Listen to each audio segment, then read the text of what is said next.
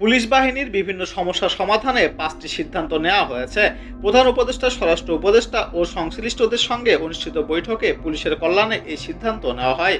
এর আগে 17 মার্চ প্রধান উপদেষ্টা প্রফেসর ডক্টর মোহাম্মদ ইউনূস মাঠ পর্যায়ের পুলিশ কর্মকর্তাদের সঙ্গে একটি সভায় অংশ নেন। সেদিন অনুষ্ঠানে কর্মকর্তারা তাদের সুবিধা ও অসুবিধার বিষয়ে প্রধান উপদেষ্টাকে অবহিত করেন।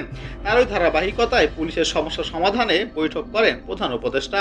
আলোচনা সভায় প্রধান উপদেষ্টা তৃণমূল পর্যায়ে যেসব পুলিশ কাজ করেন তাদের কল্যাণে কয়েকটি বিষয়ে দ্রুত ব্যবস্থা নেওয়ার নির্দেশ দেন।